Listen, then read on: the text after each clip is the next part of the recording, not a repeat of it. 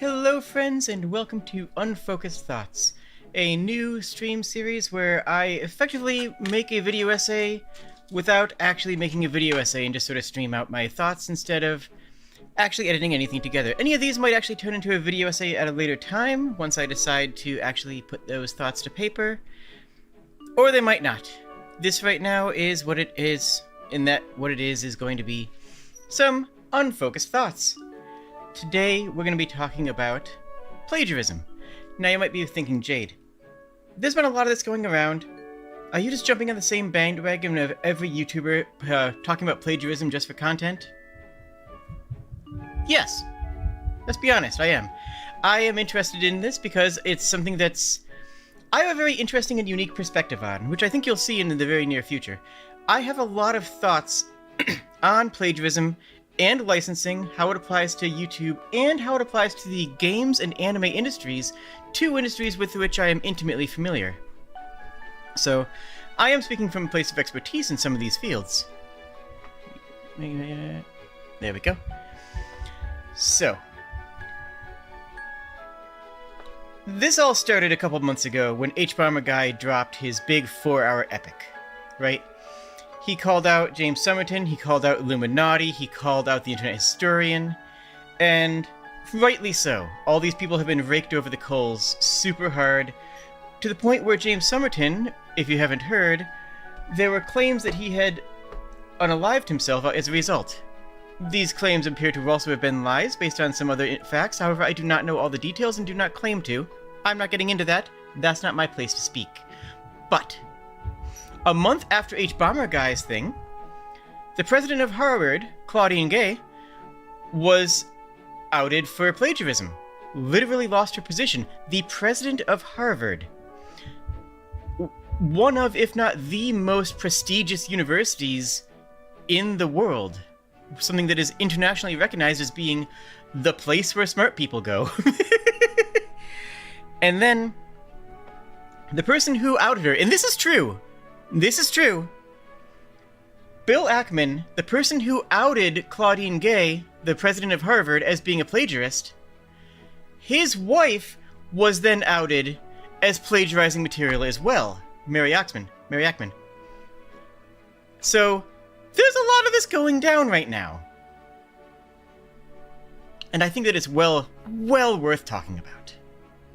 Now, I'm not making this video as a response to any of these allegations, or because of H-Bomber Guy. I'm actually doing this because of Zoe B, who actually did a video essay on the same subject and released it a couple days ago. I'll actually put the link to that in the chat right now, because it's an excellent video and I highly recommend watching it. This is what sparked my interest, and moreover, what sparked the idea of actually turning this into a proper new type of series, where I go in just... Well, my first thought when I was watching this is I should make a video essay on this. But the thing is, I have a video essay in the works. 2, in fact, with 3 more ideas that I'm not going to get to. So I said, you know what, heck it. It's going to be a live stream. Maybe I'll edit the live stream into a video, maybe I won't. We'll see what life it brings. So, the obvious questions are the hardest ones. It might be real easy to say what is plagiarism, right? We all know what plagiarism is. What is it? Not citing sources? Well, I mean, as a VTuber, and as somebody who does some, TikToks and comedian stuff, how do you source a meme? How do you source a joke?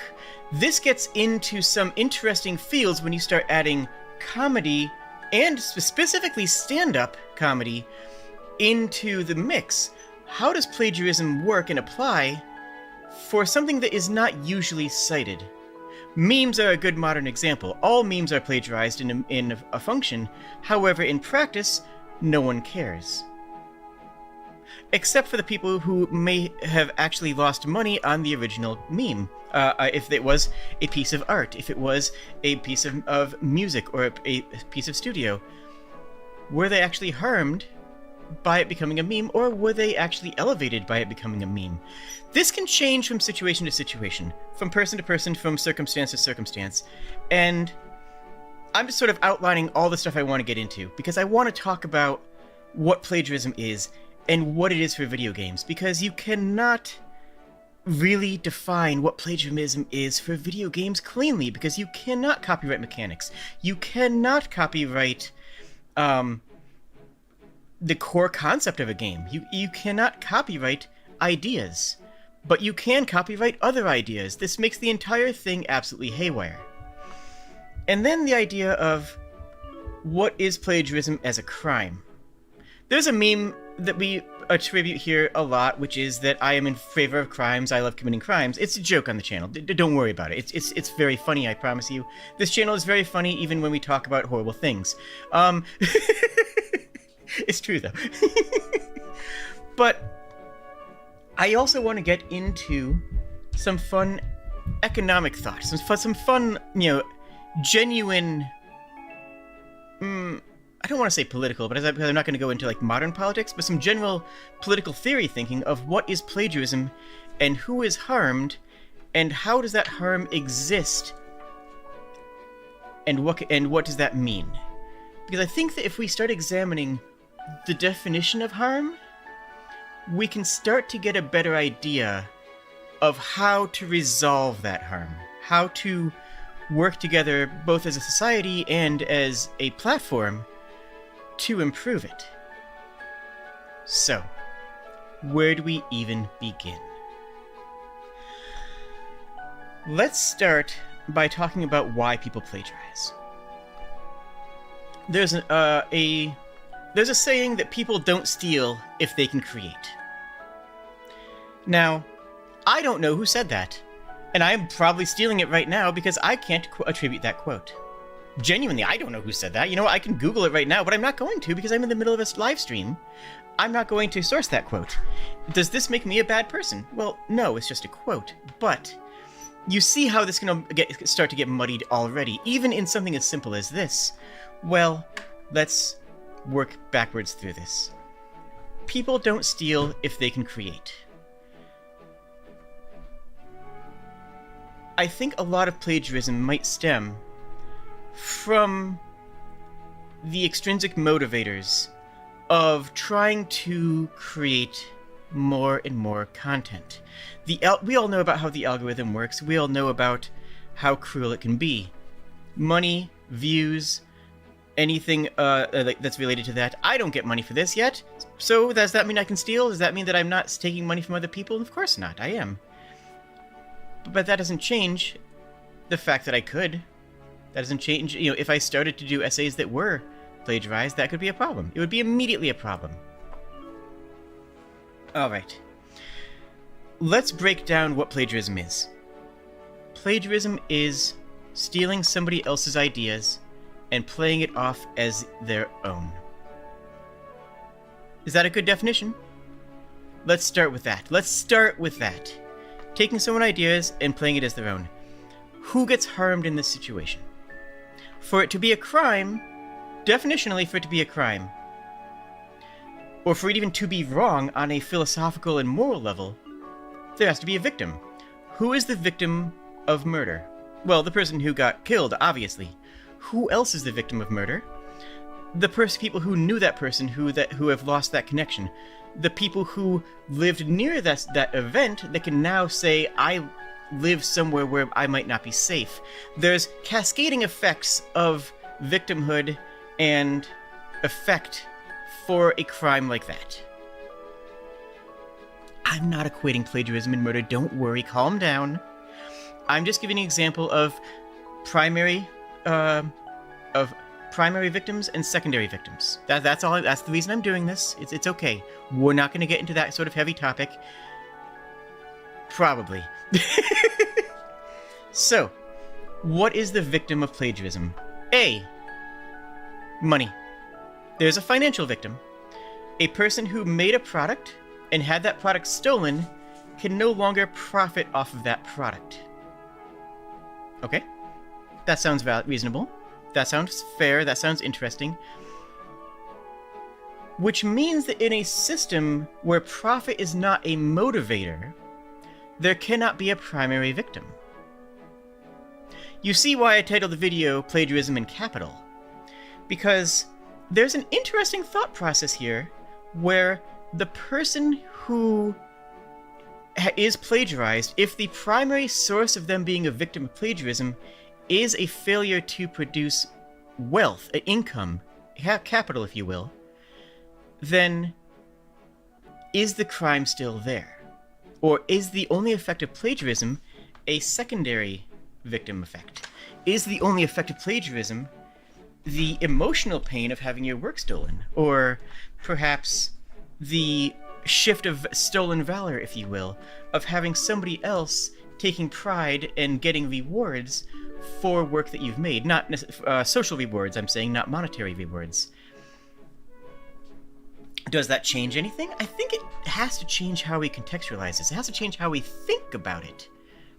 Even if it doesn't actually change anything about the situation. The situation remains the same, but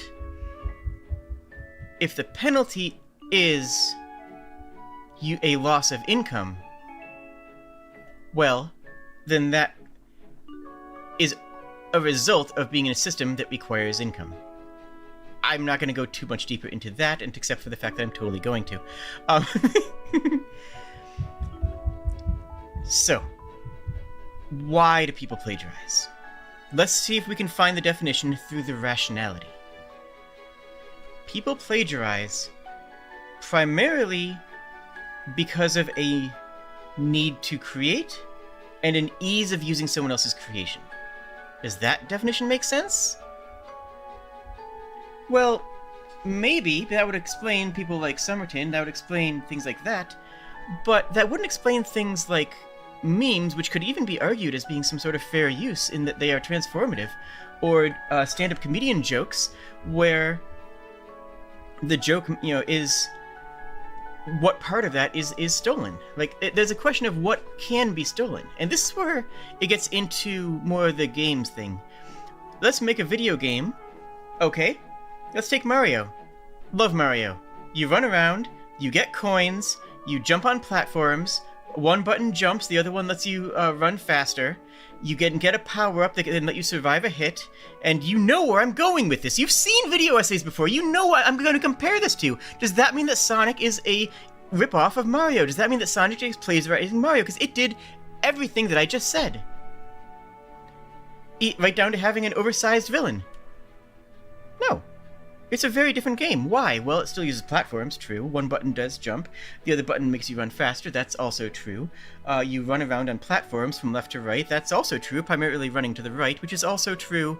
The villain is a gentleman who is a bit overweight. That is also true. There is a level sequence in which you start at one level and go to the end of a level. That is true. Every couple of levels is broken up by a boss fight. That is also true. And yet we all know intrinsically, some part of our mind knows that that is not plagiarism. Isn't that strange? Isn't it weird that isn't? Because I kind of think it is, and you can see this looking at a lot of old video games. If you haven't done research into stand-up consoles of the 70s, 1970s, look into it. There's a lot of backstabbing, if I'm being blunt. There's a lot of angry backstabbing all throughout those entire systems. And it gets murky and it gets muddy. And if we pivot slightly, if we stay in the games industry and pivot slightly more to the modern era, what about asset flips? What about a video game that is just the same as another one, except now in the modern era? Somebody who gets all their products off of the asset store, cobbles them together, and releases a game. It's a terrible game, but is it plagiarism? Did they license the assets? If they did license the assets, is it not plagiarism suddenly? Is that a magic wand into not being plagiarism? I don't know, and I don't know that there is a solid answer in that direction, so let's look in another direction. Let's look in another direction once again. Okay. People don't steal if they can create. But we know that James Somerton can create. We know that Illuminati can make good video essays. that are genuinely their own. Why did they decide to start? Because there was a start in this. There was a time when they decided to flip a switch, to flip the plagiarism switch. What made them do that? I want to talk for a little bit about somebody who I have never met, but I've heard wonderful things about. And that is Gerard Khalil, the completionist. Gerard is a wonderful person and is very clear and very upfront and very open about his YouTube process. And also a big inspiration for me for becoming a YouTuber. Why do I bring him up? Not because of plagiarism. He's clean in that regard, as far as I know. I don't think he's plagiarized a word. But he talks about the pressures of the algorithm frequently. When he has his...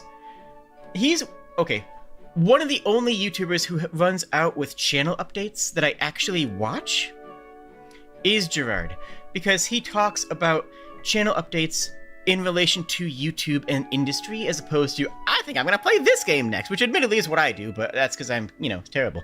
But that still stands.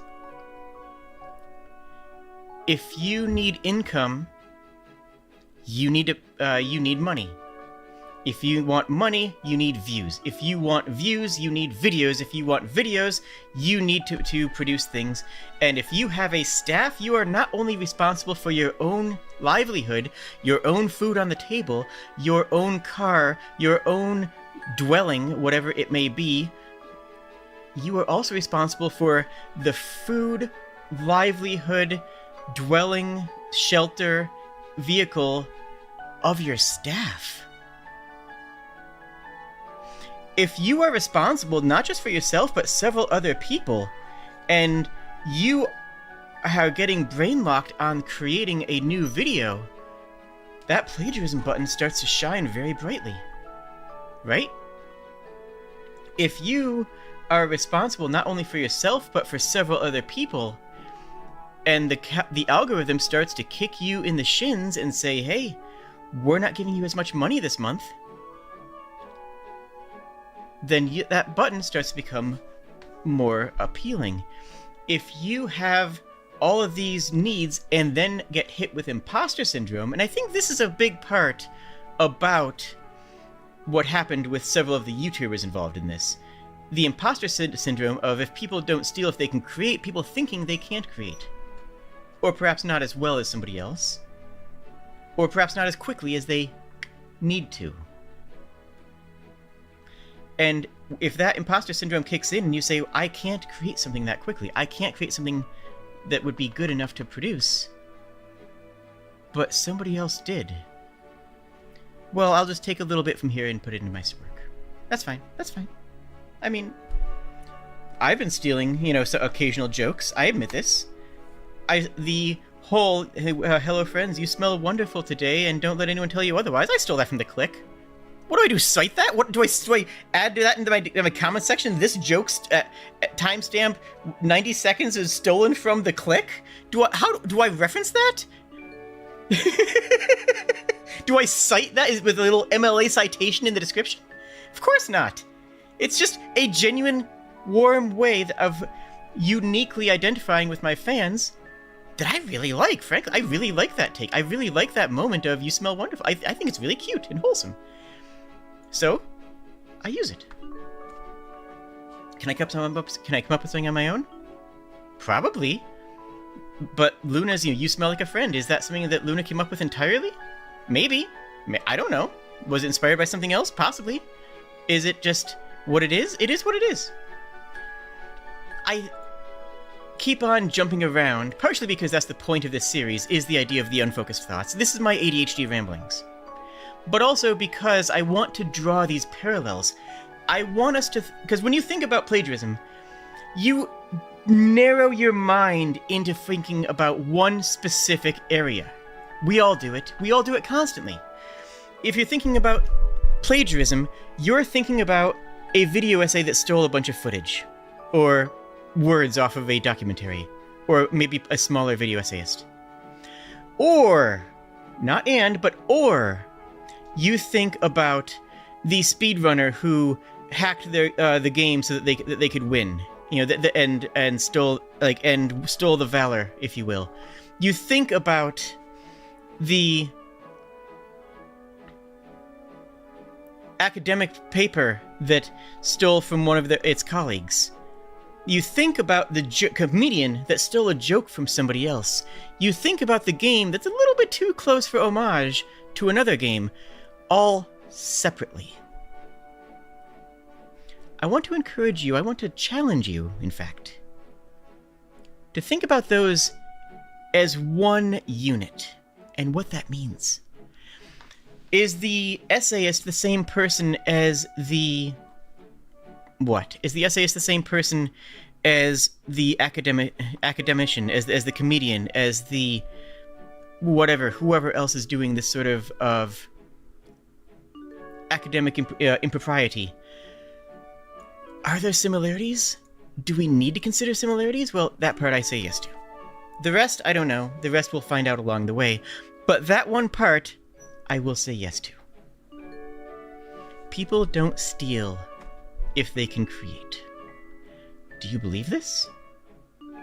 Is this even true? Is the caveat that I came up with different? People don't steal if they can create, but that creation can also include creation within a time frame. Creation within a certain field within that might have less available information. Maybe it only works if you're an expert. Maybe it doesn't work if you're an expert. I don't know, but let's keep moving.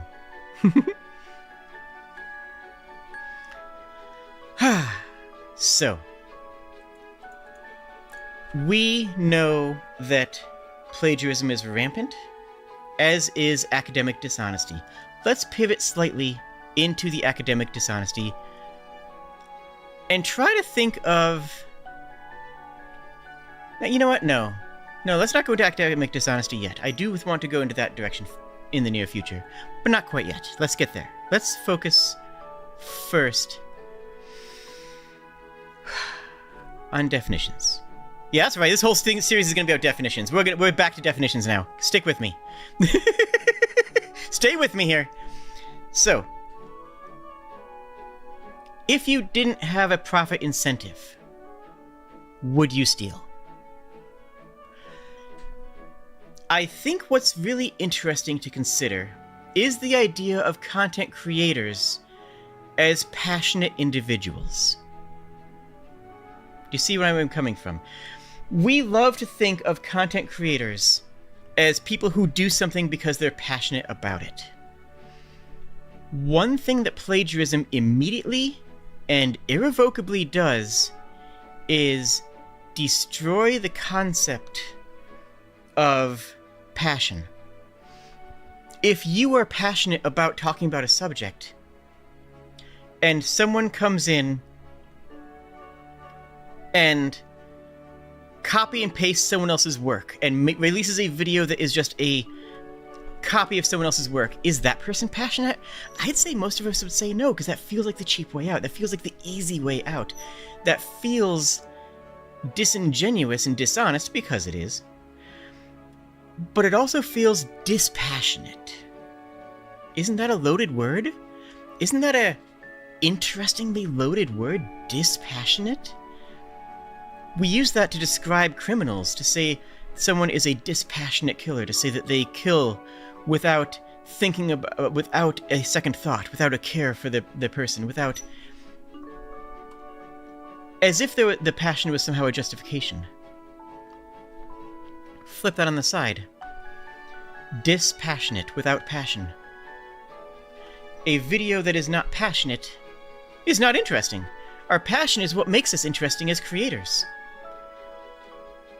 Is a plagiaristic video dispassionate? Well, I think if you look at the results of this whole... I don't want to say witch hunt because we found several witches, let's just call it a snipe hunt because we found several snipes. I think that when we look at the results of that, yeah, a lot of people can no longer be creating work. A lot of people have been absolutely thrown out.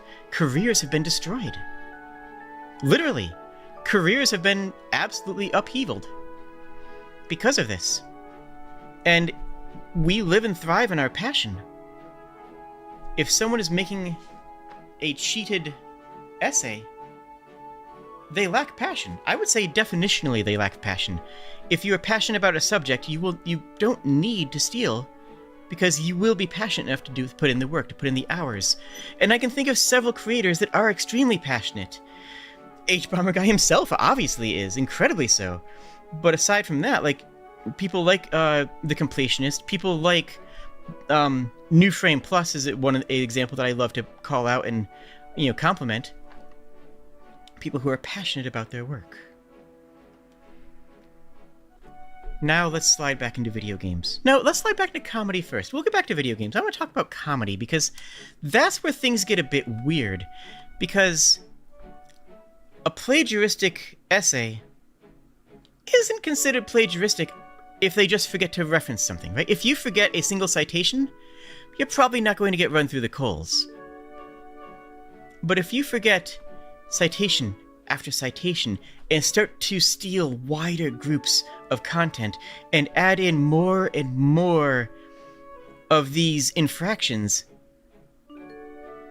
there's some point at which it becomes plagiarism. But it's soft, it's a sliding scale, it's uncertain, it's unclear where that point is. If you ask 5 different artists, you'll get 7 different answers.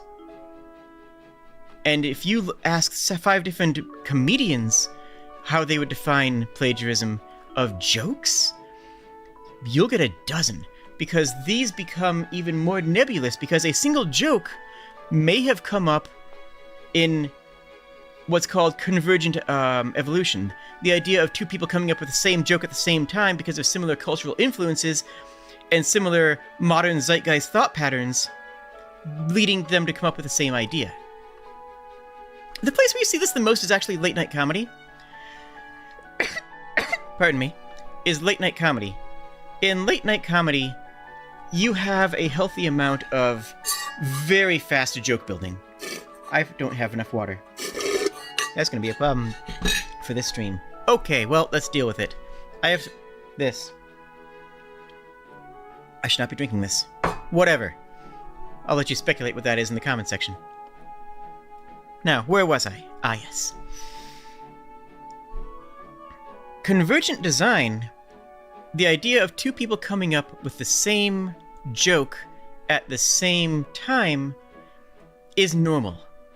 Especially in late night comedy. Your Stephen Colbert and Jimmy Fallon and the other late night show hosts, it's pretty common that they all come up with the same jokes at the same time because they're all working at the same source material and have a very similar audience that have a very similar humor type, concept of humor. They have the similar ideas of what they're looking for in their comedy. So they'll come up with the same jokes, and it's not a big deal. None of them really care. They all know each other. They're all friends, by and large. Generalizing, of course. What about TikTok?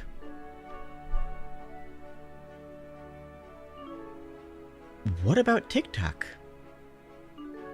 Because that is not as close a friend group, but these people are also filtering and shifting through these same circles.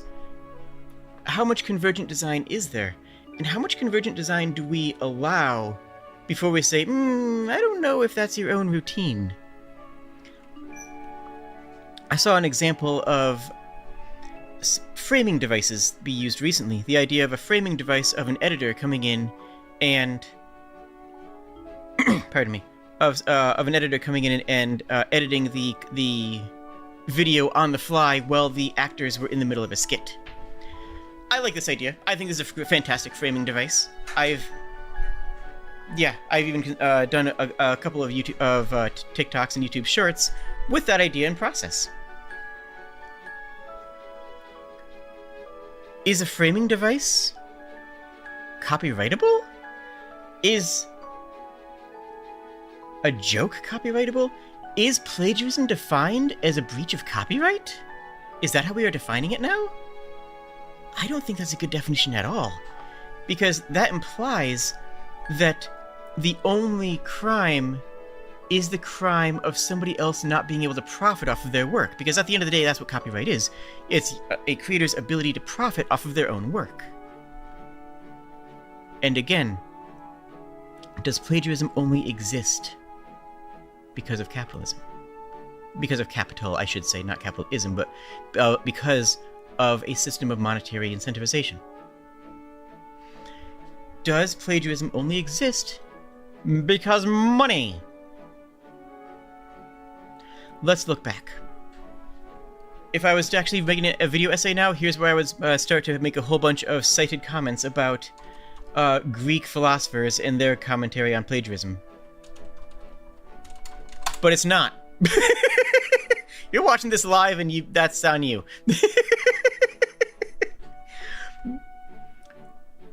But the bards of old times did take from each other constantly.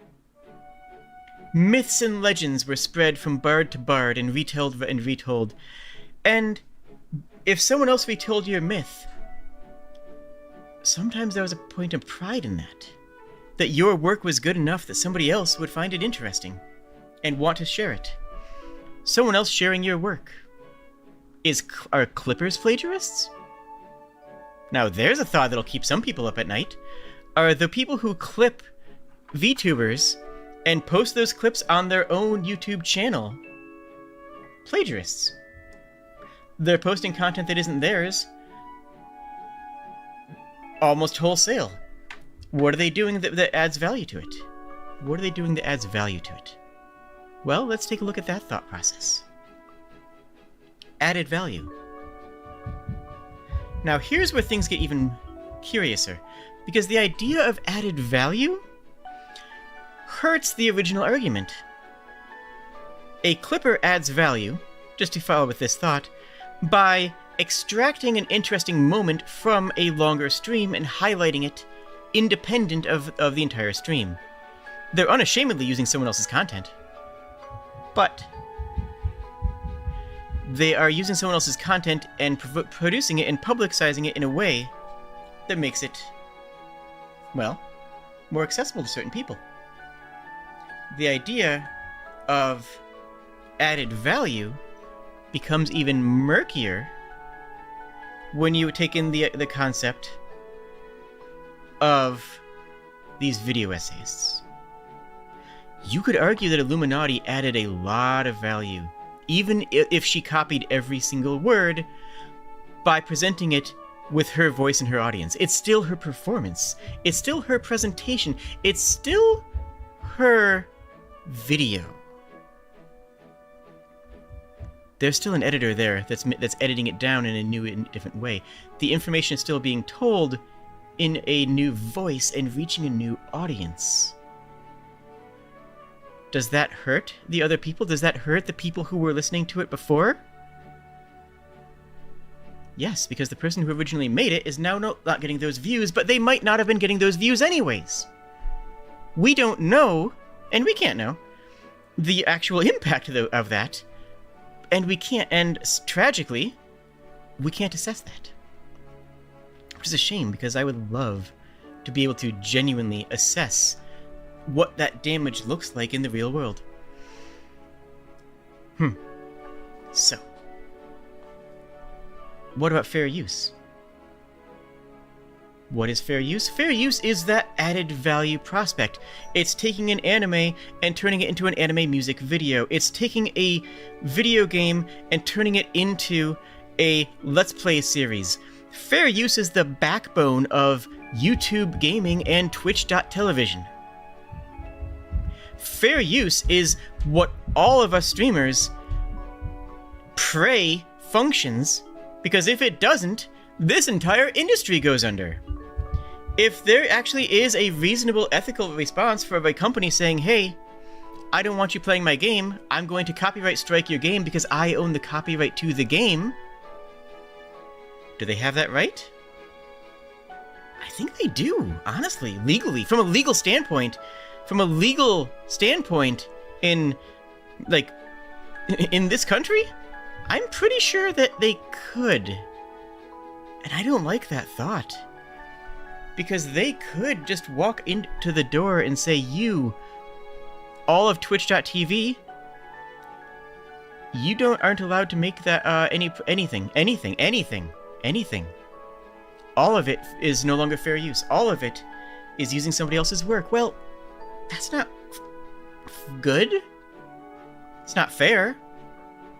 Is it? Is it? Fantastic video, one that I've actually... Fun fact, there's a video that I've actually recommended... not recommended, that I've actually insisted that all of my channel moderators watch. And it is YouTube's Copyright System Isn't Broken, the World's Is by Tom Scott. Amazing video, go watch it. It's one of the best videos on this platform. I am not speaking with any hyperbole. That is genuinely one of the best videos on this entire platform. And it goes into the content ID system and copyright claiming and copyright licensing and DMCA. Is breaking DMCA plagiarism? Could you argue that James Somerton, Illuminati Internet Historian, all the Claudine Gabe, Mary Oxman, all these people, can you argue that they are also breaking DMCA by copying someone else's work? Well, DMCA just refers to, like, the music, or, like, you know, copying the visuals, but... So? How is that different? You're still copying someone else's work. You're still taking somebody else's work and harvesting it for yourself. And if you need to do that, what does that say about you? It says that you need something. What does that need? Again, we're looking at it primarily as the motivation of views, of clicks, of internet clout, of honestly, positive reputation, as strange as that might be to say. The positive reputation of making videos that are interesting is built up, is increased. But should it be? Well, I don't... And how is that different than taking something from Disney? You know, those are animators, those are writers, those are storyboarders, those are artists. Those are also artists. Copying someone else's research and copying someone else's art. Is there a difference there? Well, art is entirely created by the individual. It's subjective. It's emotional, as opposed to a research paper, whereas a research paper is tangible, physical. It's about the world. It's about people. Both are about people. All of it is about people. It's about people who are creating. Whether that creation is unearthing a dinosaur and writing a paleontological paper about it, or writing a kid's story about dinosaurs, either one is a human being looking at something and saying, I love that. I want to make other people love that too. I want to share that love. I want to share my passion. See, we're back on passion. I want to share my passion for that as well. And that passion can be stolen. That passion can be stolen by people who can use it to build audiences. Let's go back to TikTok. TikTok has an entire streamlining system for stealing content. I'm not even kidding. You have an entire... aside from the repost button, I can one-click repost. Now, that still credits the original and actually gives the view to the original, which I'm actually okay with. So I do that. I do occasionally repost other people's TikToks. But there's literally a repost button right there that takes that video and sends it to my audience. Now, you might be looking around here and saying, Jade, there's 15 people watching this video right now. You don't have... That doesn't... calm down. I got 10,000 followers on TikTok. I'm doing well on that application. I'm working on this one, but I'm doing pretty well on the TikTok app. Okay, cool. Anyway, sorry. That was for me. Also, the stitch button. If you don't know, the stitch button allows you to take somebody else's work, import it into your video, and then add your content to it. What is that content? Well, that can vary. You can add words, you can add music, you can add dancing, you can add just reactions and going that can just be what you're a Stitch. But it could also be responses. Coming out and saying, hey, here's how I feel about that. Here's this video, watch this, and then I'll tell you how I feel about it. Or it could be a takedown and say, this person said this, and here's why they're wrong. But you're still pulling that other video into yours. Is that good? Is that plagiarism? Is that relevant to this conversation? That's closer to memes. That's closer to just sharing a meme.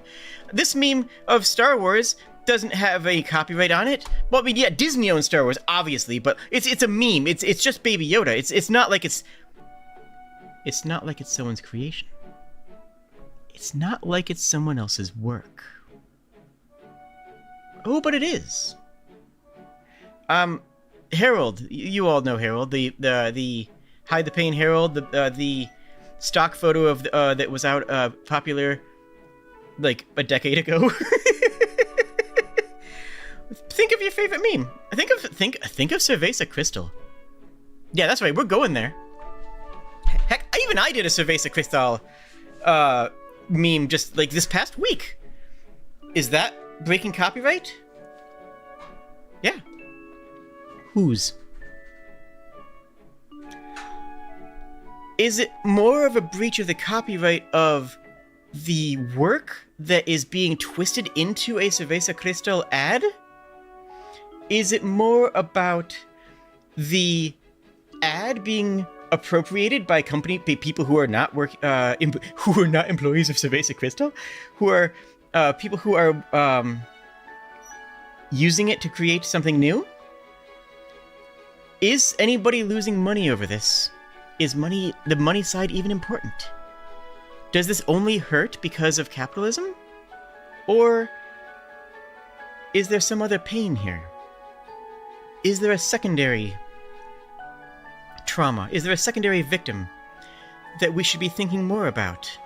And if so, where is it? Well, let me just... cool, try checking my hand tracking. I had to adjust it. Well, remember what I said about murder. Please do not clip that. Remember what I said about murder. It's not just the person who's dead that had their rights infringed, that is a victim of the murder. There's also the people who it affects, who lost that person, who lost the... Well, the murdered guy's employer has lost an employee and has to adapt that. That's a horrible and stupid way of thinking about it, but it's true. Well, the person who died, their family has to deal with the fallout of that. Yeah, also, obviously, that's probably more important than the employer, Jade, but what we're talking about capital, so we brought up the employer first. Whatever. There's also everybody around who saw it happen, or who heard about it happen, or who is scared that it could happen to them. That fear is a valid part of victimhood. That fear is part of the creation of that event, of the trauma of that event, of the pain of that event. So, plagiarism, does it have secondary traumas? Does it have secondary effects? Does it have other things and other victims other than the bottom line? Because I don't like the idea of saying plagiarism is about copyright infringement. I don't like that. It doesn't sit well with me. I can't even rightly say exactly why, but it doesn't. It doesn't feel like that should be the definition of it, because that would mean that if you're not making money off of it, then it's not a crime. If you're not making money off of it, is it even a crime? Ooh, I don't like where this is going. Ooh, I don't like this direction one bit. Well, if it doesn't, I mean, if there's no victim, there's no crime. And if the only victim is money, then it's only a crime because someone lost money. No, I don't like that. What are the other aspects of the crime? Well, creative theft? Can you be a victim of creative theft? Well, this whole thing is a victim of creative theft. We know that from the beginning. We intuitively know that from the beginning. But what does that mean? What is creative theft? What is a victim of creative theft? How does that affect them? Is there a fear to create again? There could be. Is there a panic of making something because it might be stolen again? There could be. You see that in people who have been robbed. This fear of a place that was once thought safe. Is there a fear of losing something that was thought to be safe? Absolutely. Of course. That's obvious. Someone who has their stuff stolen is going to be afraid that it's going to be stolen again.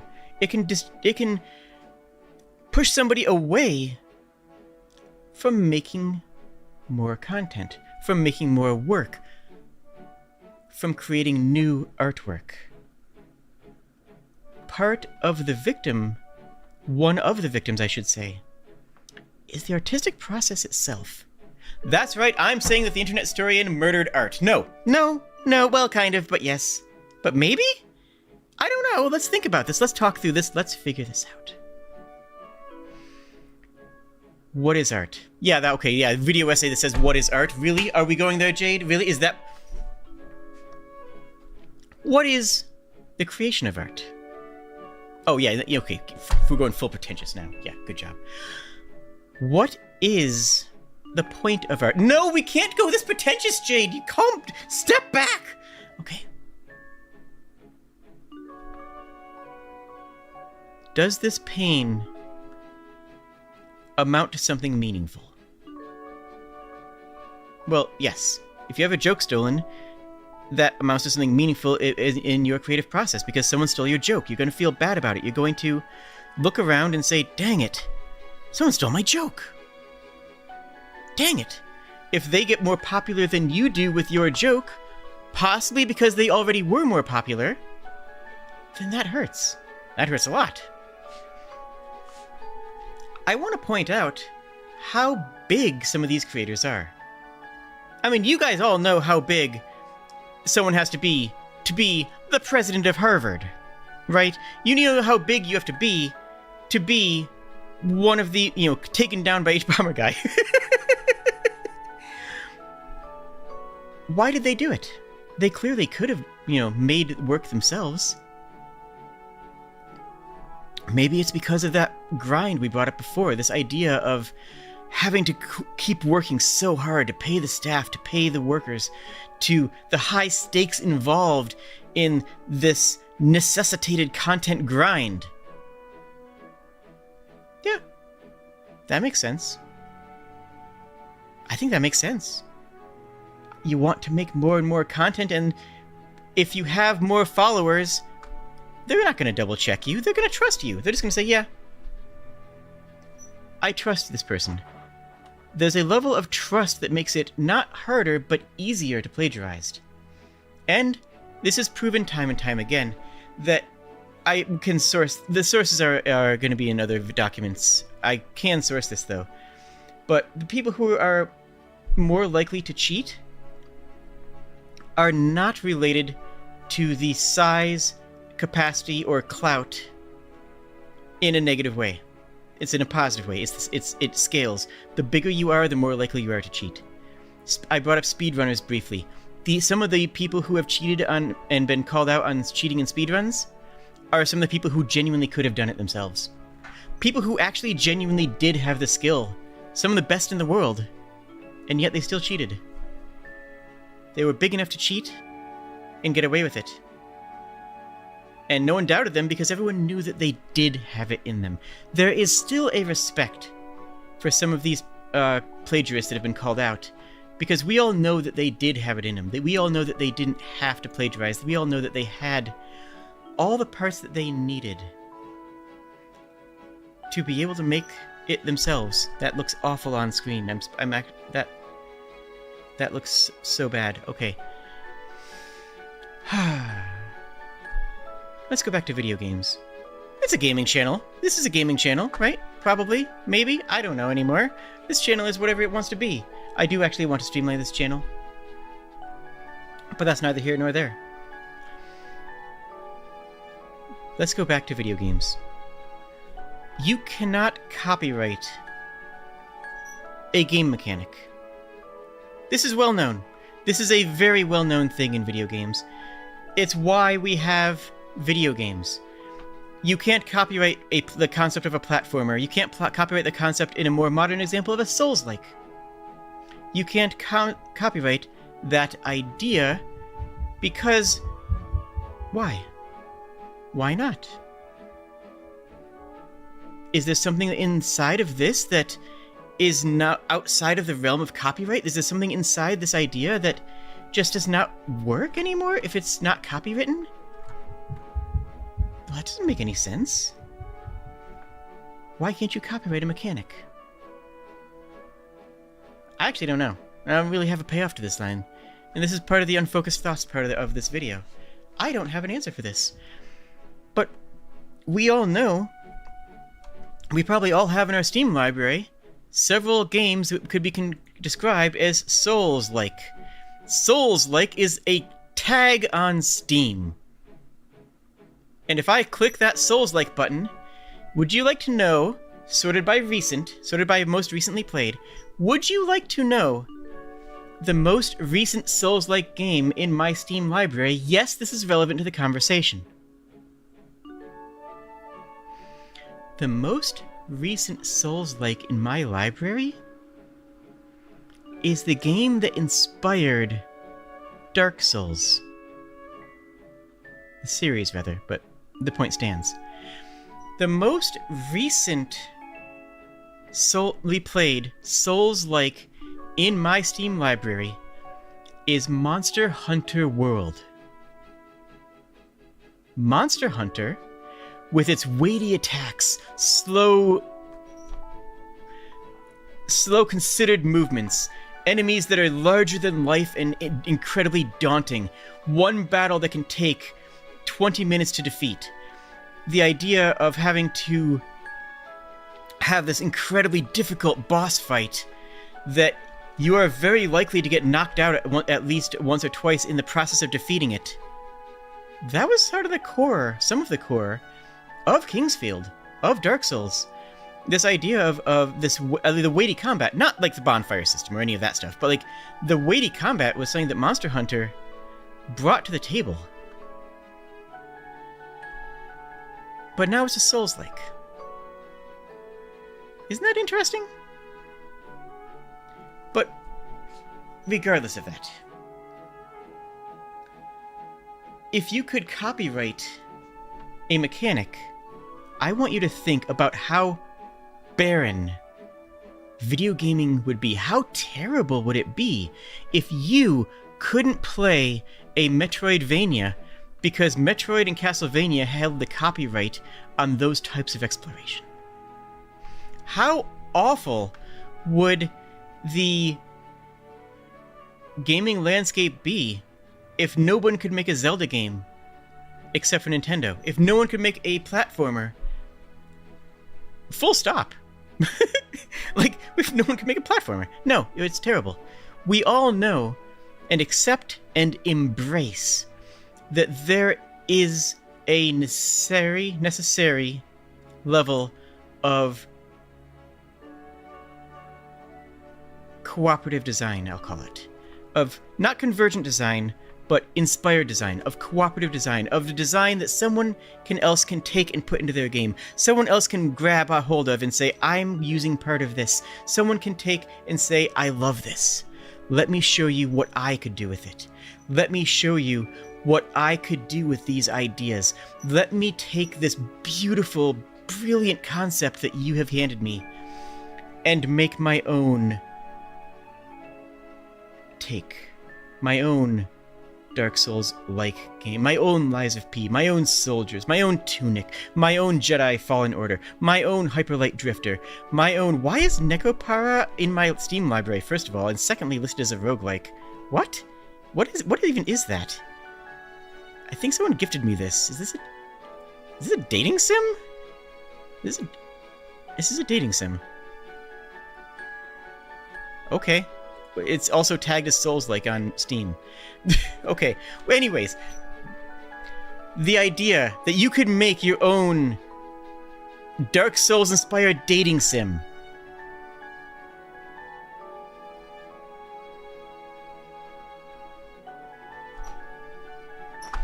The fact that you could make your own Oh, that's true. It wasn't a bundle. That's almost certainly where it came from. Your own Inspire comment on this is beautiful and core to gaming. If I can make someone smile by telling them that they smell wonderful, what does that mean about the stolen joke? How is that different than stealing 2/3 of a documentary and turning it into a video essay on YouTube? Does that hurt more because it's somehow... How is that more disingenuous? It feels wrong, and I want to trace that feeling in myself. I want to trace where that feeling is coming from. Because I'm not sure I know.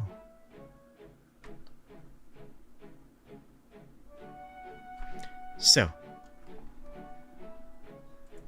I've worked in the anime industry for a long time. I spent about 20 years in the anime industry, and I think a lot of people here know that. If you didn't know that, hi, I'm Jade the Kobold. Nice to meet you.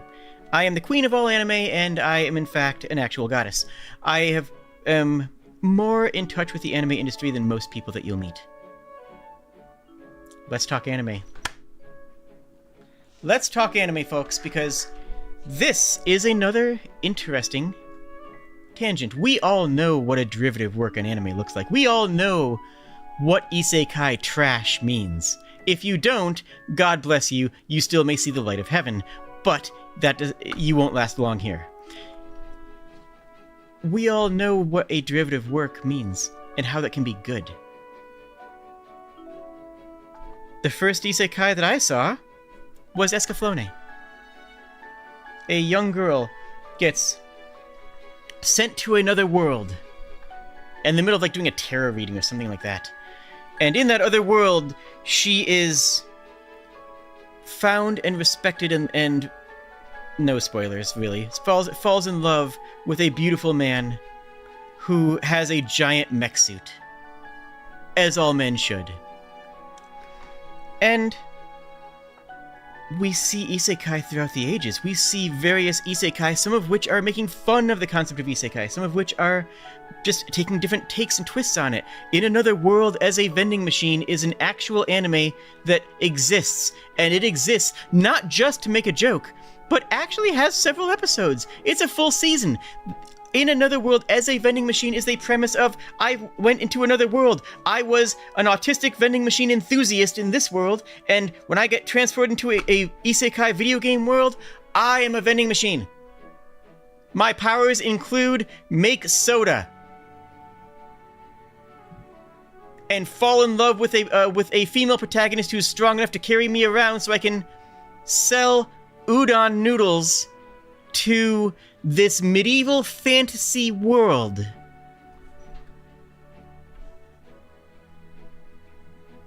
It's not just a gag. It actually is a full, go watch it. We all make fun of it. I make fun of it. I am still going to make fun of it. But it actually is a show that was made by people who were passionate about the idea of making a show about a vending machine.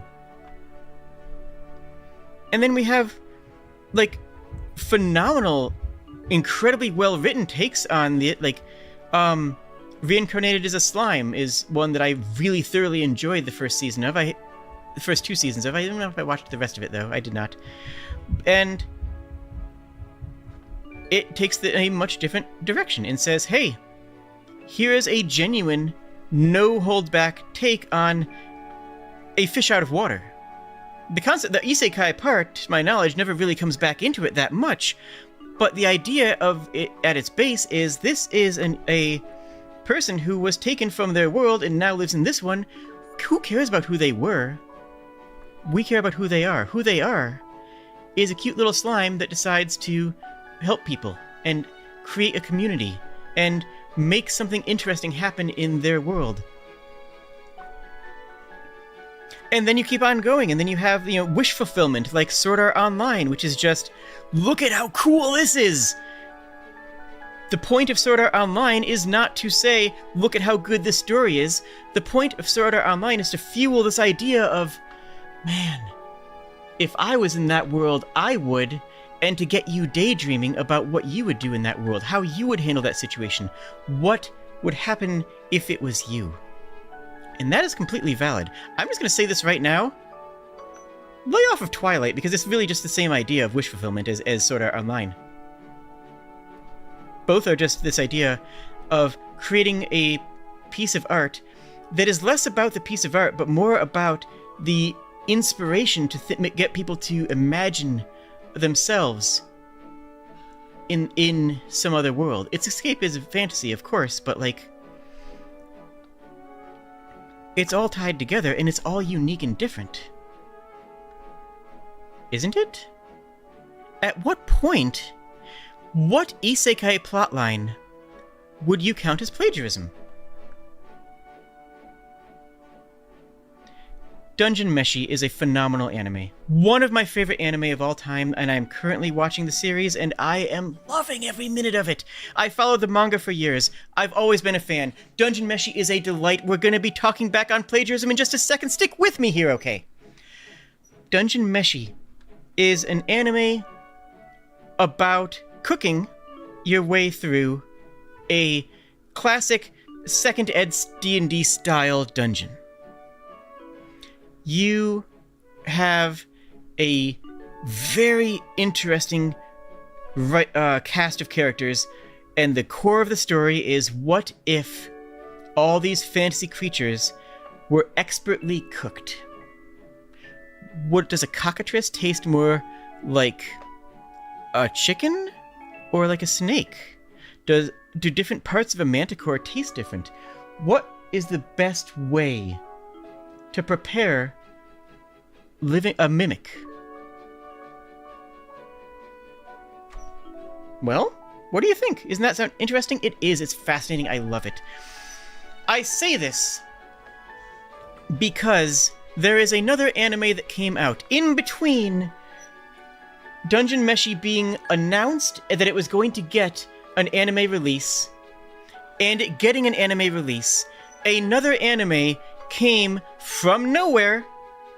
Not from nowhere, it was a light novel, but regardless, production-wise from nowhere, and got a full release that came out before it. And that anime... one second here.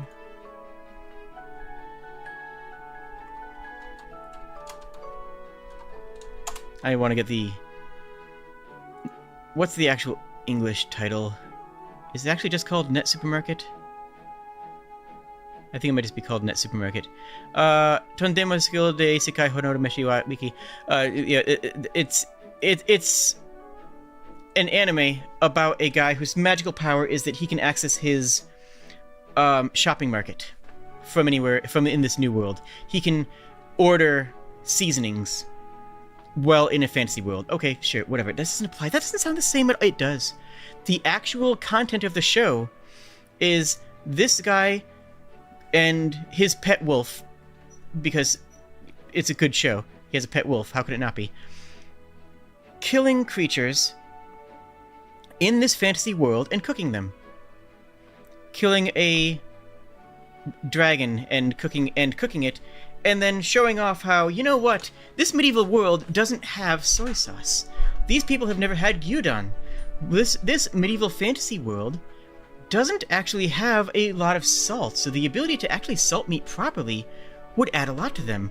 It's still pulling from the same idea, the same concept of cooking in an isekai. Are these ripping off Escaflowne? Of course not. They're nothing like Escaflowne. Escaflowne is a high fantasy political drama intrigue that's more closely related to Gundam than Dungeon Meshi. But at what point does it hurt somebody? Because that's the question that we should be asking. That's the question we need to be asking. That's the right question. At what point does it hurt somebody? Let's land rock solid face first and go back down into the deep end of the swimming pool and talk about theft again. Well, at what point does stealing someone else's ideas hurt them? And again, the first thought is when it hurts their economic or social capital. Not just money. Economic capital is money, but social capital is very real and would exist in a non-capitalistic structure as well. Social capital is real. Deal with it. At what point does it hurt somebody? Memes don't hurt people. If anything, I will bet you that Cerveza Cristal is making more now than they ever have. I will bet you there are people in Canada right now who are importing Cerveza Cristal who've never heard of it until they saw the memes and said, you know what, I'm importing this. I want to try this. I want to try this. I want to try this. This is also where I am. Not about Cerveza Cristal. This is also where I am as a gamer. As a gaming content creator. I want to play these games and promote them and show them. And I think that I'm adding something to them because I'm showing my perspective and my ideas and my concepts, but I didn't make the games I'm playing. I've never played a game on the channel that I've made. That's true, actually. I've never played one of my own games on the channel. Or anything that I've voiced in, or anything else that I've, that I've been related with. I have kept that separate. Does it hurt the games, to have their... Sorry, let me reframe that. Does it hurt the people who made the games to have their games played by streamers? No, of course not. Of course it doesn't hurt the games team. If anything, it promotes them. Doesn't it? I don't know, because there's some situations where it might. How many of you have seen a playthrough of a game and then not bought it because you experienced it? That is a genuine question that I want answers to in the comments, because I can think of one that just happened to me. I watched a Let's Play channel, Playframe, if you want to know, play through Mario Wonder. And I can say with a genuine answer that I'm not going to buy Mario Wonder because I watched that playthrough. I watched that playthrough twice. It was beautiful. Part of me does want to pick it up, but another part of me says I experienced it. I experienced the game. I don't need to. How many of you played Sea of Stars? How many of you who watched me play Sea of Stars picked it up for yourself? I know some people did, and I love that. But also, how many of you may have picked it up but didn't because you got all the story, because you got all the content, because you no longer needed to? Does that hurt the games team? Yeah, absolutely. That's part of why I always show all the credits whenever I finish a game, is because I have this lingering guilt about, what if someone watches me a game? And that's also in no small part, why many of the industry VTubers, everyone in HoloLive, gets full licenses for their games before they play them. Because when they play these games, they ask the creators first, hey, is it okay? And frankly, I should. Smaller creators should as well. It would make sense for me to do that. But I don't. Why not? It takes time. It takes effort. And they might say no.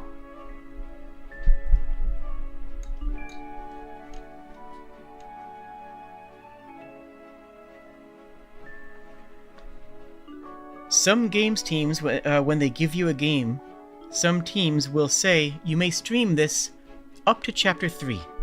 You may stream it, but only the first 3 hours of gameplay. You may stream this, but... It's more common with story games. Things like Persona they have done this in the past and said, hey, you can stream this, but only up to here. Because they want the advertising, but they want people to buy it. And I get that. I actually do understand that, and I actually do respect that. There is a chance that I am hurting somebody economically. But not hurting them by social capital.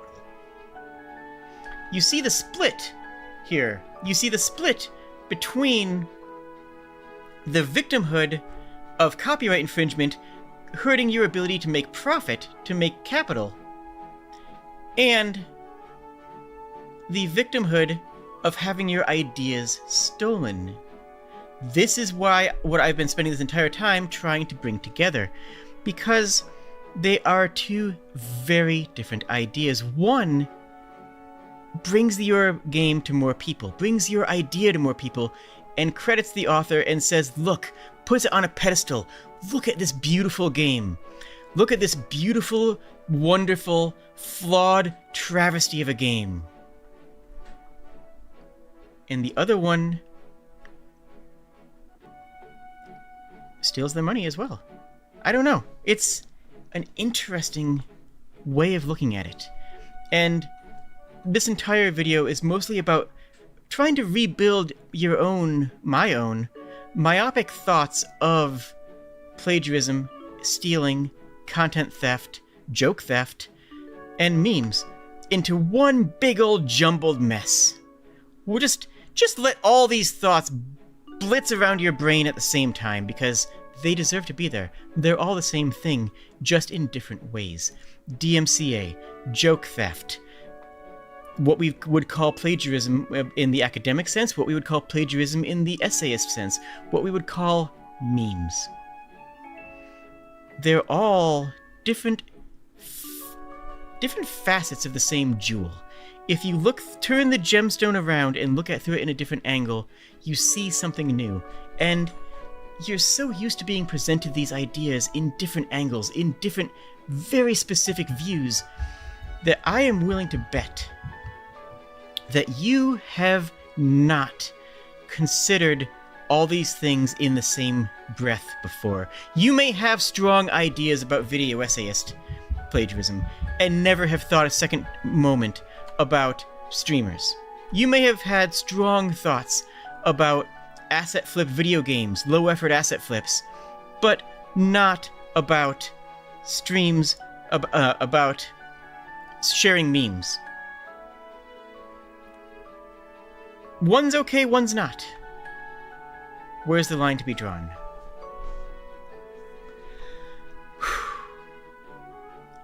We've already covered a lot, haven't we? And we've also kind of said nothing, right? All we've really established is that there is this idea that plagiarism is hard to define. This entire video is effectively just trying to define where the lines are in plagiarism. And I'm sure someone's going to come in with a single eye monocle and the other eye duct taped closed and say, this is the definition of plagiarism, this is the definition of DMCA, this is what it is. And that is an appeal to authority. That is saying that the definition is what it is because that's what it is. I am trying to deconstruct it and say, why is that what it is? Why is that the definition? Why from a monetary standpoint? Well, okay. A video essayist is plagiarizes and steals money. A streamer, by and large, does not. Someone who steals a joke isn't really stealing any money from the person they stole it from, or any social capital for that matter. But someone who steals an entire routine absolutely is. If someone steals an entire routine and does it better, is that their own take on it? Is that their own interpretation of it? Is that their own idea? Or is it still their responsibility not to have their own interpretation on someone else's jokes? Do you have a responsibility not to have your own interpretation? Do I, as a content creator, have a responsibility to not publish my own thoughts if they coincide too closely with someone else's? Well, no, Jade, it's still your ideas. It's still your unique ideas. It's still your thoughts. At what point is it not?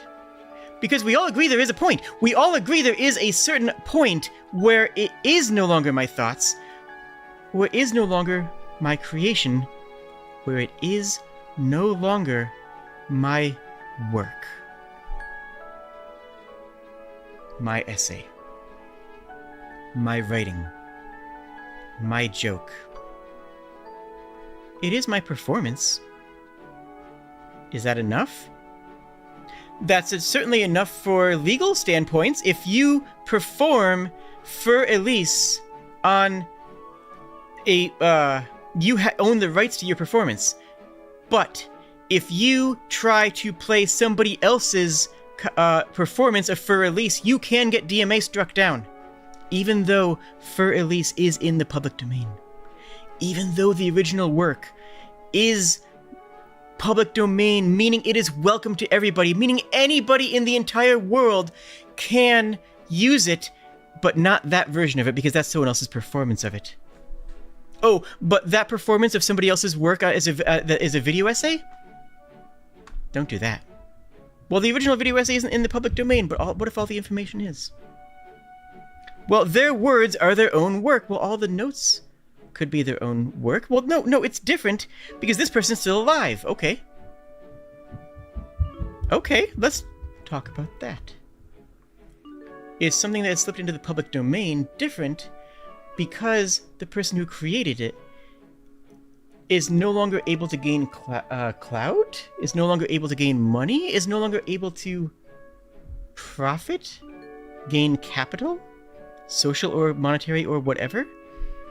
Is that what makes it okay? Does that mean that it's okay?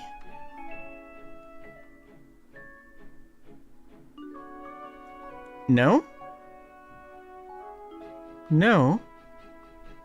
Maybe not.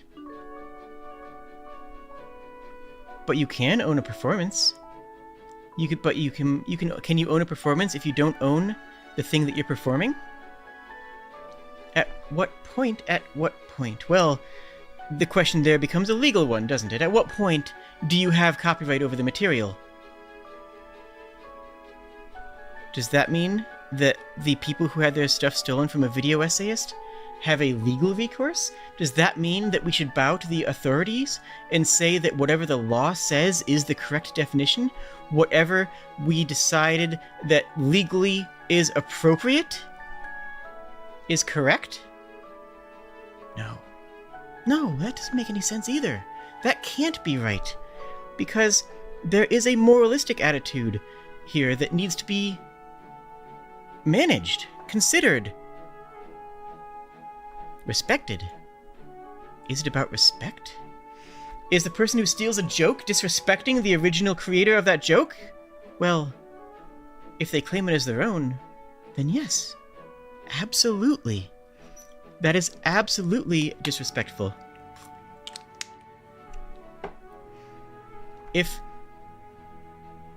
Let's follow this line. Let's follow this line. If it is about respect, what does that mean? If it's about respect, well, I think there is a lot of respect to be discussed, especially in the video essayist sphere, because the video essayists that were making these works were respected. And then when they were outed as plagiarists, people didn't say, well, that was just their performance of someone else's work. No. No one said that. Well, that was just public information. Actually, a lot of people did say this one.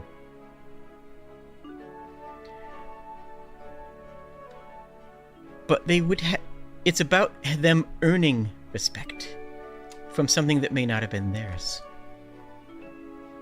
They earned respect from someone else's work.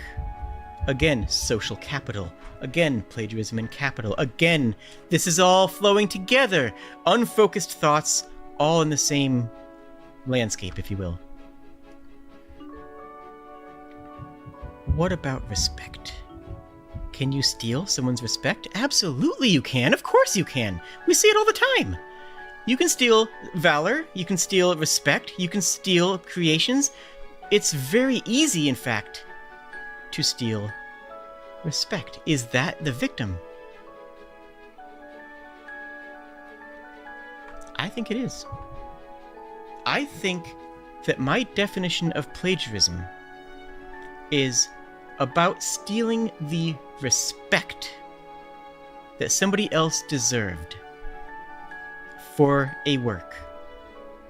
This definition works for me for several reasons. Let's go into them. One, it does leave the video essayists on the hook. They stole the respect, the earned respect of the original creators. They made their own performance of it, but they still stole the respect from the that would have been deservedly given to the other authors.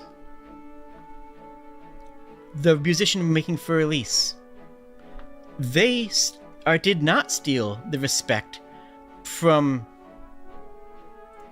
I'm blanking. Yeah, it is Beethoven. Okay, cool. I thought I just had to judge. Okay, they're not stealing the respect from Beethoven. Beethoven still has earned as much respect as they can keep.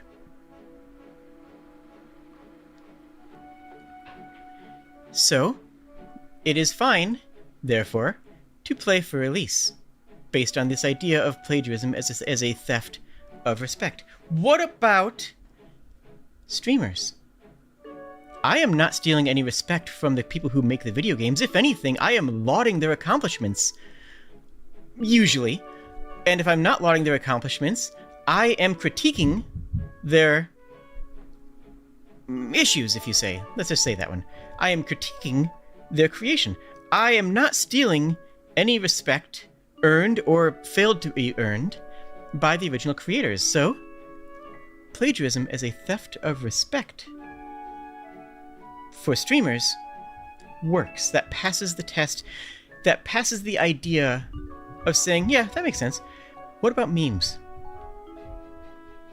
Am I stealing someone else's respect if I make a meme using someone else's work? Of course not. With some minor caveats, I would say of course not. Now, you could make argument that there are some very disrespectful memes out there. If I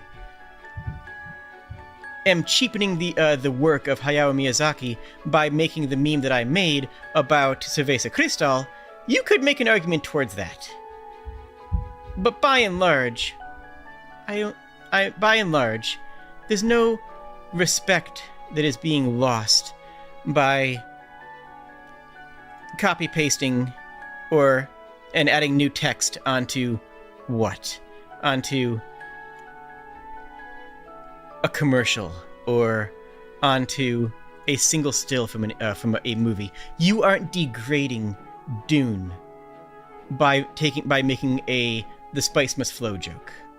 You're not stealing respect that should be deserved for Dune. Are you elevating Dune? Probably not.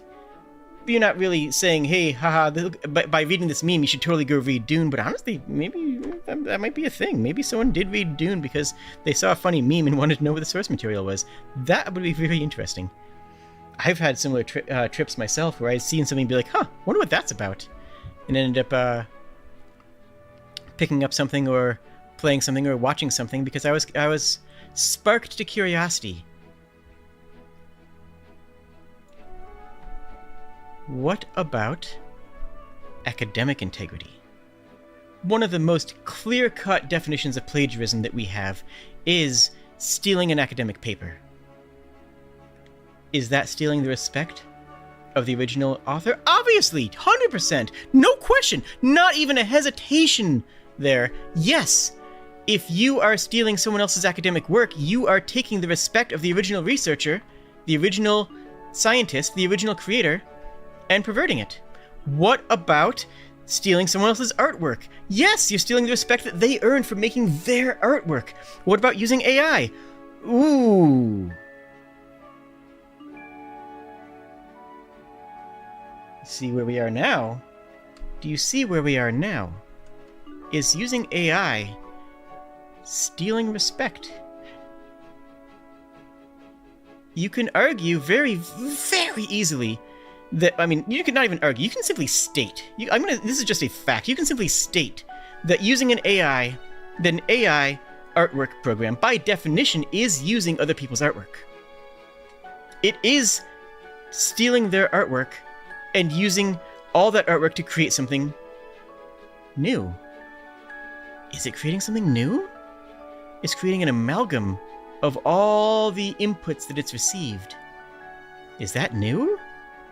Is that stealing respect from the original artists? If you make an AI that specifically steals an individual's art style, then yeah, obviously.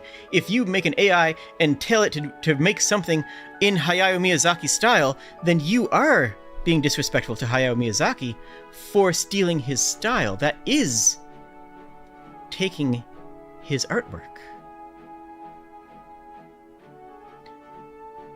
But if you use a ChatGPT to write a script for a TikTok, or if you use ChatGPT to write out, I don't know, a review of some sort, is it disrespectful to the people who wrote the original text in a meaningful way? That gets a little bit muddier. I don't deny that it's stealing, but there is a bit of a question there as to, is it stealing respect?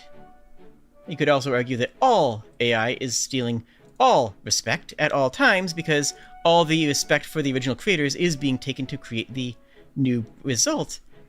Is that a good definition? I think it might be.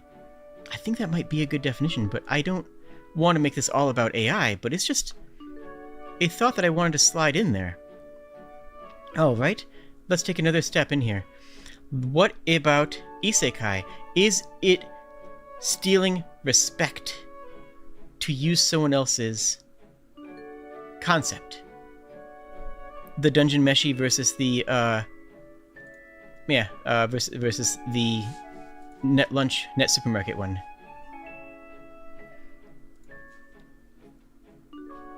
No, it's not. It might feel a little cheap, slightly, but at the end of the day, it's not stealing any respect from the original creators. It's just taking a new twist on it. Is Sonic stealing respect from Mario? I don't think it is. Is Dark Souls stealing respect from Monster Hunter? I don't think it is at all, because it is making a new concept off of those ideas, off of those concepts. It's making a new concept off of those concepts. It's making a new creation that is not stealing any respect. What about the asset flip?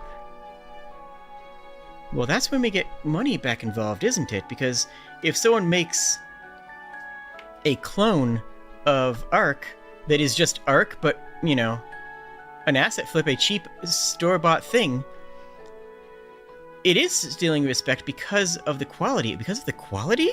Does that mean that there's a quality contingent? Is it only theft if it's bad? Well, in video games, it kind of feels that way, because if it's good, then there's enough effort, enough thought, and enough design put into it to make it something else new. The more effort that you put into something, the more of your own creation, the more of your own development that you've created. Therefore, the less respect that you're stealing from the original creator. Is Genshin Impact stealing respect from Breath of the Wild? A lot of people thought so when it was first announced. A lot of people thought Genshin Impact was a ripoff of Breath of the Wild. It clearly derived inspiration from it, and I don't even think they even denied it. They said, I believe in an interview, that Genshin Impact took Nintendo's Breath of the Wild as a strong inspiration for their design, for their art style. Is that bad? Well, no, at the end of the day, they made something completely different. Did they steal the respect of Nintendo? No, of course not. They made something else with it as their inspiration. Ah. Inspiration. Is it inspiration? The way that I'm talking now? Am I talking now because I've been inspired by other video essayists who talk like this? Switching from slow to speeding it up? Adding more inflection and adding more intensity every once in a while to make sure that the audience is listening. Is that stealing somebody else's work? Somebody else's idea, someone else's design? Well, it's definitely inspired by. Who am I stealing from? I don't know. I simply feel like this is a good way to present my material. And I really like it. This is how I talk when I'm doing video essays. At what point is it so spread out that you no longer have a claim on it? Memes are so spread out that it would be difficult to trace back the origins. It becomes a sociological archaeology to try to track memes to their core, to their origins. Sometimes it's real hard, especially for some of the more esoteric Gen Z ones, which I love, by the way. Does that matter? Well, what about stealing? We come back to stealing a joke. Stealing a joke absolutely is disrespectful. Stealing the respect of the person who wrote the joke, even if it's told better. Is that true? If I tell a joke better than someone else, is not my presentation what's more important? Is not the presentation of that joke, the performance of it, more important than the joke itself? People say they come here to see me. If I steal someone else's joke, they still came here to see me say that joke. I think this is where a lot of the people who have stood by the accused video essayists are. This idea that, well, no, I came here to see how Illuminati would present this. I don't care if it was stolen. It was still a good video. I still enjoyed it. It still was entertaining to me. I still learned something that I wouldn't have learned if that content was not made. It's still disrespectful to the original creator. But it is a unique performance. Does the performance matter? It seems to matter sometimes for video games. The performance of a platformer matters because that defines the video game, because video games are about the experience and about the interaction with the world. So a different performance on the same concepts is absolutely a new thing. But a different performance on the same joke or the same video essay doesn't receive that same level of respect. I'm not saying that it should. I'm just saying that it's interesting and might be worth thinking about.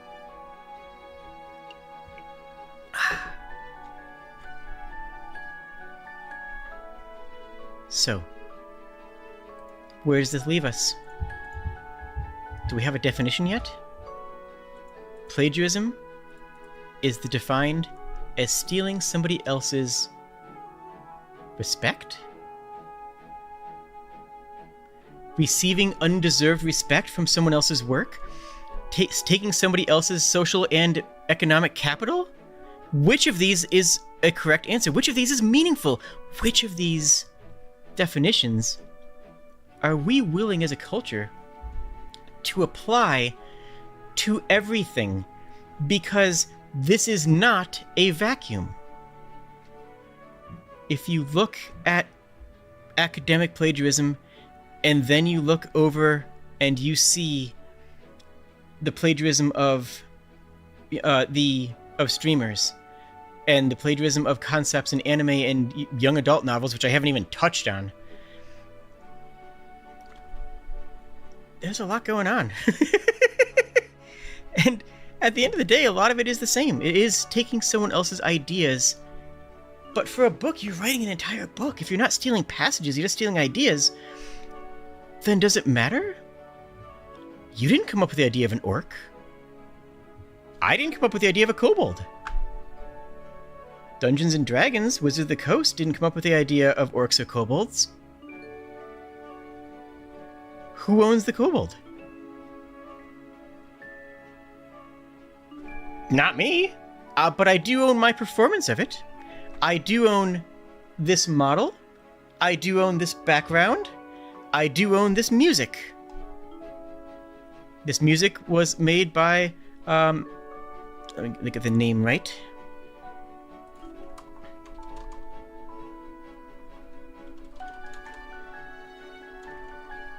Anthony Baden-Saggers is the individual who made this music. I should source that in every single episode. I source it once in a while. But they made this music specifically for me. This is the Jade the Kobold channel theme. I didn't make it, but I do own it. That's right. We're talking about licensing now. To be clear, I actually do own the rights to this, but we're talking about rights in general. Can you license an intellectual property? Of course. Yeah. You can get the license for Games Workshop, or you can, if you are really good at talking with them, even Mario has had games that have been sold on license. Mario and Rabbids is one that was sold with they sold the license to make a Mario game to Ubisoft, and Ubisoft made a Mario game. It's not the first time it's happened. Well, first time for Ubisoft, but it's not the first time that an outside source has made a Mario game. Licensing. Can something only be legal in a certain place? Well, yeah. Somebody who owns the rights to distribute an anime in one region might not have, it almost certainly doesn't have the same rights in every other region. You own the rights for that area. You own the rights to make money by paying the original creator, or just asking them. At anime conventions, we just asked. We said, hey, can we show this, this, and this? And by and large, the answer was, yeah, sure. Sometimes they would add stipulations and say, okay, but you have to play the previews on the DVD as well. And we'd say, okay. Sometimes they would say, okay, but you can only show episodes 1 through 6. You know what? That's fair. It gets people to want to go ahead. And when we get those, I would even say, hey, if you want to see more of this, it's available in the dealer's room. Some people would say, okay, but you can only show episodes 28 through 32. That actually happened. Several times.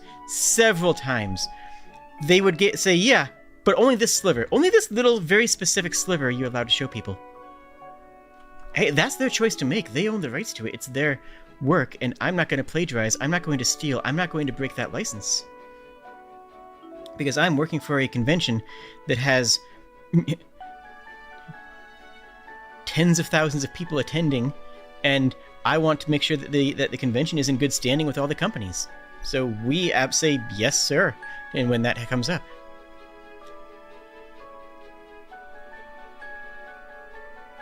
Can you license an idea? Well, you don't need to. When do you need to license something? When you're afraid of losing it. You license something and withhold the copyright on it. I'll disallow other people to do it when you're afraid of losing it. Well, let's talk about Nintendo. You see, Nintendo is very strict about its licensing and about its ownership of its things. They will wield DMCA to strike down several indie games, several fan games, several games that you can make a strong argument is neither stealing Nintendo's respect nor even their capital. several games that you could even argue would encourage people to play mainline Nintendo games as well. Why? Because in Japanese law, if you are made aware of someone using your license without legally acquiring it, you can lose it. This is why I think a lot of people... This is not necessarily the case in the West, and I think this is why a lot of people hate Nintendo for this, but they have to do it. In Japanese law, if they allow other people to make fan games, they will lose the right to making Mario games. I am not joking. That is actually on the line for them. Now, it would be a really difficult and convoluted process they should be able to defend against, but legally speaking, they must defend their trademark, or they will not have a trademark. They will lose the trademark. And if someone else comes along and says, well, why didn't you defend it in this situation on this fan game? They could lose that lawsuit. So Nintendo says, you know what, screw it! Burn it all down! Burn everything! It's weird, my finger. Burn everything! Do not allow any fan games. Do not allow anybody to use our content. Do not allow anybody to upload our music. That's our music. Do not allow people to play games that they couldn't play otherwise, that can't make Nintendo money because they don't have any ability to play it out, that are so far removed from losing respect or losing capital that it wouldn't hurt them in any way, shape, or form, that they themselves have taken off the market. They will still shut down.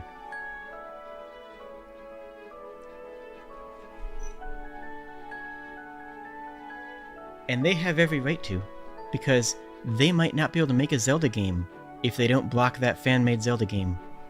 That actually is possible. So I do respect a little bit more this idea that Nintendo has to deal with for throwing around copyright claims because of this, and I hope that you do too. That doesn't excuse it. That doesn't justify them taking things offline permanently. That doesn't mean that I shouldn't play games that I legally own using emulation software because this is the best way for me to create content with it, for me to stream it. But it does explain why Nintendo does what they do. But it's not plagiarism.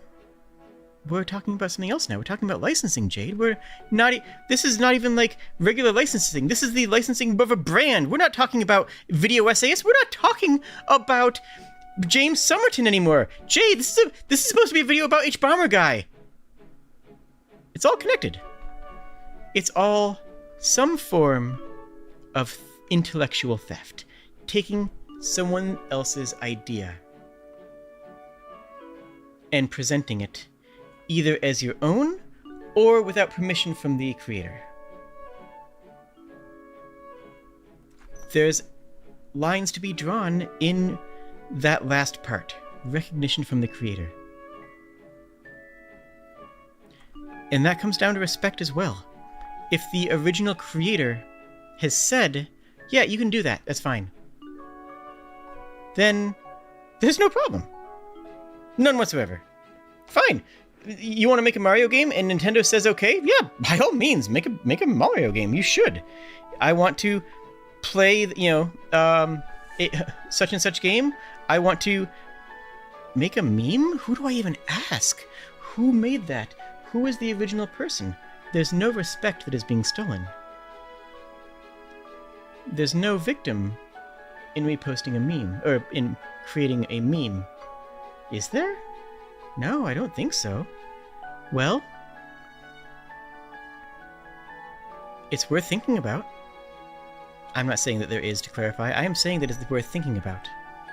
I'm saying that it's always worth thinking about.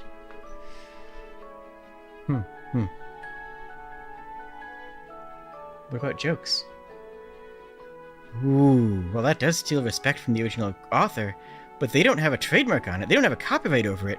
It's just a joke, man. Don't worry about it. But it is stealing their respect. And in a cutthroat economy, in a cutthroat scenario, like a comedy club, it could be stealing their actual financial capital as well. Well, maybe I shouldn't use a joke then. Maybe I shouldn't make any jokes because all jokes have been made. Well, no, of course not. Not all jokes have been made. Everything that you come up with on your own is your own work. And if you come up with something at the same time as someone else, then that's fine. If you make a joke that someone else made, that's fine. One of my friends commented that I used a joke of theirs, and I didn't realize it. It was a Great Dictator. They made the Team Neighborhood, Gmod, Team Fortress 2 series, and they comment on how I, made one of their jokes. And I'm like, cool! I haven't actually seen that series. I haven't actually seen Team Neighborhood at all, actually. Does that make me a bad person for using their joke? Well, it makes me a bad friend for not watching his content, but it doesn't make me a bad person because I didn't realize that was his joke. I didn't realize I was stealing his gag because, well, I wasn't. What about intentionality? Does plagiarism require you to intentionally steal someone's work? Well, I think that's pretty easy to say yes, isn't it? Because, I mean, how far can you go by accidentally stealing things, right? You're not going to accidentally write for release yourself, right?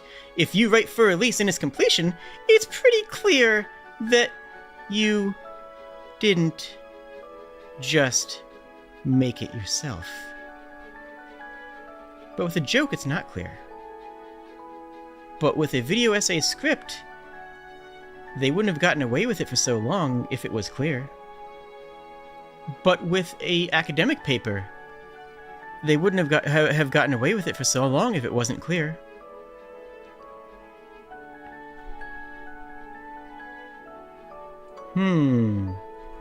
Maybe there's something to think about there. Maybe there is an emphasis to be placed there. But what about the emphasis on performance? How much of it is what you've added to it? How much of it is, to use the term, fair? Fair use. What's fair about it? How much of it is fair because you are adding your own twists? That doesn't mean you can never present someone else's information. That doesn't mean you can't make a video essay because someone else has already written a paper. It means you can't use their words. Well, of course you can't use their words. That would be copying. That would be plagiarism. But what can you use? Their ideas? Well, of course you can use their ideas because ideas can't be copyrighted. That's like the Souls-like thing. That's like the isekai thing. That's like the memes. You're not copying their work. You're copying their ideas. You're copying their ideas. Isn't that also some of their valor, some of their respect? Don't they deserve respect for those ideas? Aren't those ideas also something that shouldn't be stolen? No, because this is a new perspective on it. You're making an essay about it. We have experts in the field, but not everybody's an expert. I want to write an essay about this subject matter for people who to understand it on my level, or to people understand it from the perspective of a game designer, for people to understand it from the perspective of me. I want to make it mine. I want to make the idea my own. The performance of my own work. The performance of someone else's work is still a performance, and is a unique performance, and it's completely reasonable if you have taken away the stealing of respect. If you have cited it, if you have permissions, if you have licenses, then there's no issues. But if we are taking this definition of plagiarism as a theft of capital, whether that capital is of social capital in the form of respect or economic capital, then citing your work resolves that. It absolves that, if you will. It absolves you of any guilt or any blame because they're cool with it. They've given you permission to perform. They've given you permission to perform their art. If you've ever been on stage, there's a good chance that you didn't write what you were on stage performing. I mean, that's just what acting is. It's working and performing other people's art, right? That's how it goes. With their permission. With their respect. Does that mean you have to steal every single joke? Like, it's just a simple joke here and there. Yeah, if it is just a simple joke here and there, that's probably okay. But it tastes good, doesn't it? It feels good to get those views, to get those clicks. It just feels real nice to get all that attention, doesn't it? Don't you think on your next work you might be able to steal just a little bit more? I think your fans would be okay with it. What about on your next work, we don't need to change the wording on that paragraph. The paragraph's well written, and I'll just add it to my list. That'll just be part of my script now. Once you start to steal these kind of works, it becomes addictive. Especially if you're a content creator and you have to create to receive a certain number of money, of views, of grades, of likes, of capital. To grow so that you can get staff and editors and maybe even another writer. But that's okay because you can still steal once in a while because now you have to. Because you have to pay them. You have to put their bread on the table. They have to make money. Otherwise they'll die. Isn't it morally okay to steal if you're protecting someone's life? What? This is a funny video essay about video essays, Jade. Don't drop that on me. Well, okay, I won't. No, I'm just kidding. I'm totally dropping that on you because you got to think about it. Because that's what motivates these people who make these essays, who make derivative works, who copy and paste things of other people's work, who copy scripts, who copy jokes, who copy design?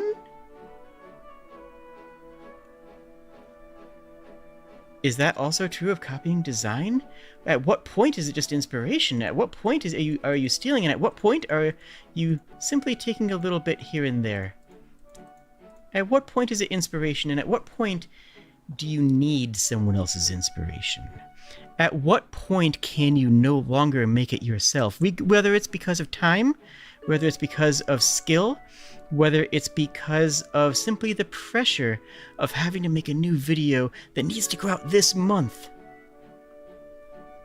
At what point do you break?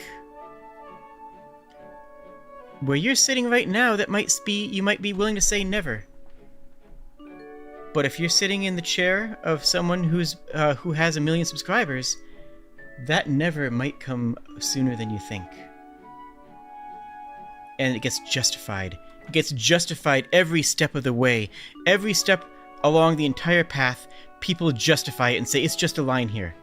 I'm just going to leave out that source because I don't really want it to clutter up the video. I'm going to leave out this concept here because I don't want anybody to think less of me for it.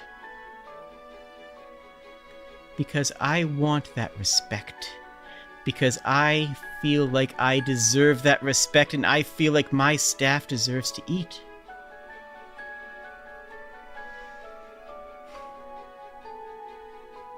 If and when I become a much bigger content creator than I do now, and I say if and when because I will get there eventually, I still believe in myself, I will be respectful of this because I've taken the time to think about this. And now, regardless of what stage you are on in your creative processes or who you follow in their creative processes, I hope that you also will be thinking about it just a little bit more. And how deep and complicated it is. Anybody who says there's an easy answer hasn't put enough thought into it to recognize that they are wrong. That's what I dare say, genuinely. If you think that it's easy, then you are calling yourself out.